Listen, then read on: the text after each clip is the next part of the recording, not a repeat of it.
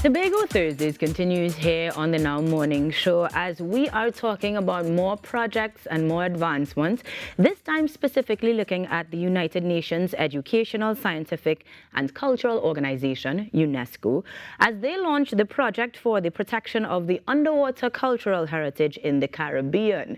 This morning, to explore that, we are joined by coordinators Chris Underwood and Professor Martijn Manders, both of the UNESCO Underwater Cultural Heritage Management course. Gentlemen, good morning and welcome to the Now Morning Show. Yes, good morning. Morning. And correct me, it's Martijn in terms of that pronunciation, yes? It is. Thank you very much. Yes. Apologies. Thank you again for joining us, gentlemen. And I will have some practice this morning so that I will actually start with you, Martijn, because the coordination of this project is taking place in Tobago in just 3 weeks. What can we expect over the course of those 3 weeks, just to give us a brief description of what it actually entails?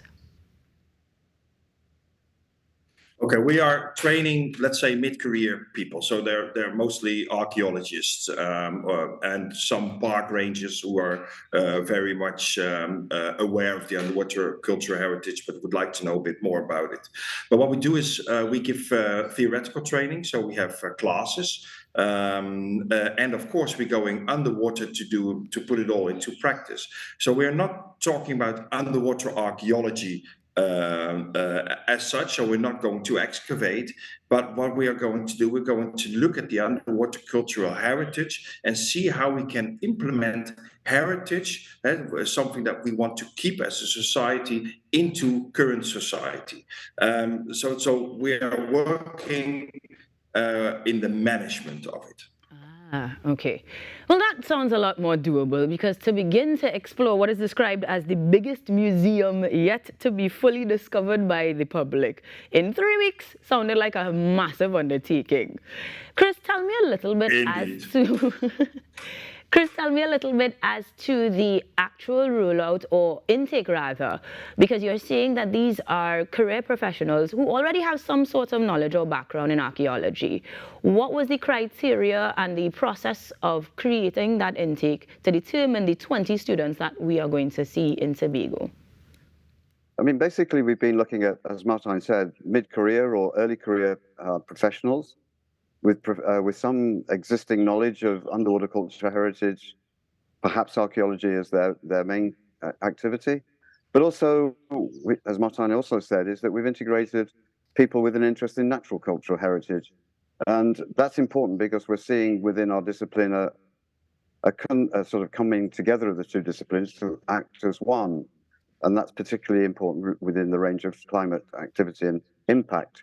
But the people we've got now are, I think, mostly quite young, enthusiastic, which is important, and what we feel are potential contributors to making change in their respective countries. We have representatives from the broader Caribbean, and we hope that we enthuse them more to go back to their domestic environment and sow seeds for other people to take this underwater cultural heritage more seriously. We face enormous challenges over the next few years, and these are our young ambassadors towards improving the sort of situation relative to the ocean, and particularly with respect to underwater cultural heritage. Can we explore that a little bit more, perhaps in more layman terms? When we talk about underwater culture and specifically cultural heritage, it's not necessarily the same as history, but it does lend itself to a lot of learning and a lot of discovery. Can either of you gentlemen elaborate on that a little bit for someone who might be thinking, what does this all mean? And what is the significance? Martijn? Chris, you can... you mean what underwater cultural heritage is, or yes, absolutely. Did I understand you correctly? Well, Yes, well, that's so broad. I was 2/3 of the water is, or 2/3 of the world is water. So, and we have used it as highways to connect with one another. So we have shipwrecks, and I mean millions of shipwrecks on the seabed. Some are very well preserved, some are less well preserved. But due to climate change, there's has also been sea level rise. So there is prehistoric sites on the seabed as well. There are jetties. People have lived always on the coast, so it is the coastal areas are full of what we consider to be heritage, and these are now threatened due to those climate changes, due to all sorts of activities that are directed to the seabed, and it needs actively to be protected. And this is what we do. We train the students on these kind of situations and what they could do, or what are the options for them to do. And indeed, as Chris said, we hope that they come back being enthusiastic and be the persons that also get into the minds of their colleagues, and so that their colleagues become enthusiastic in protecting of the underwater cultural heritage. I like your emphasis on protection, and I'll ask Chris this next question, because one of the facets, if you will, of the course will explore fighting the illicit trafficking of cultural property. Now, for me, that immediately talks of museums showing artifacts that don't necessarily belong to that nation. And I'm wondering how related that is in the case of this particular exploit of underwater archaeology, Chris. Thank you, Inka. That's a very interesting question and very broad-reaching. Protection, I think, for us, and particularly under the emblem of UNESCO, starts with the 2001 Convention on the Protection of Underwater Cultural Heritage. But that is only one strand. We also have a Convention on Protection of and Prevention of Illicit Traffic. And I think part of our role is, although not reflected very much in this particular course, is bringing those convention together to stimulate interest from not just archaeologists and underwater cultural heritage managers, but it goes way beyond that. And ultimately, expressing that interest within the public. We've also got other stakeholders such as government, policymakers, those people that can really recognize the value, the social value of what we consider to be very important cultural heritage, which is often shared heritage. It doesn't just involve one country, it can involve, by definition, connected by water. We are connected globally. And we have still, unfortunately, a relatively low profile. And a part of our mission is to expand that and to expand the knowledge of our ambassadors, our young ambassadors, to understand that it's not just about underwater cultural heritage, but preventing the illicit traffic, the looting, the commercial exploitation, which is absolutely explicitly quoted in the conventions, but that should not happen. But we're not naive to expect that we're going to sort of make the change overnight. Right. This is a sort of a generational issue. What you're describing sounds very much along the lines of a start, and that's beautiful, because with any challenge, that's at the very least what we need to do. It's extraordinary that it's beginning in Tobago, and we earlier saw an image of the 20 students therein. What is next for them, though, beyond that 3-week process or 3-week course? What can they move on to under the UNESCO umbrella? Can you give me a little insight into that part, Martijn, rather? Yes, well, first of all, what we do is we build a platform, we build a society for them as well. So they're here together 3 weeks, so they will know each other. But we have done earlier trainings, and the people who are doing those trainings are also on that same platform. So they will be able to easily contact one another very close by. What we, of course, hope is that the governments that have sent out the students, that they're also willing to support the underwater archaeology and underwater cultural heritage management more, so that they keep a hold of they're holding on to these people that are being trained, and that will maybe go to other trainings further on the road. and give them projects that they need to develop their skill projects in the protection and management of underwater cultural heritage, because it's needed. It's also needed here in the Caribbean, and there's such beautiful sites underwater which are also very important for touristic use. Who doesn't want to dive on a shipwreck? Who doesn't want to know more about the history of an area when he or she is there on holiday? So this is extremely important that we develop this further, and there are opportunities, and people should get to know that. Sounds like something that not just the 20 involved should get to know, but the grand public as a whole should also partake of. And somehow we hope to do that. Chris, can you perhaps give us ways that we can follow up or see the findings of these learnings in the near future?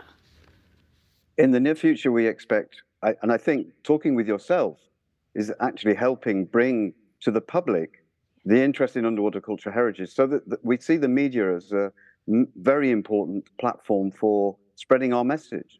So just by being here, we've attracted attention from yourselves. That is a big tick in the box for us. And of course, we hope that that will continue over the next 3 weeks and beyond. And we hope that the young students ambassadors will take home some media with them as well.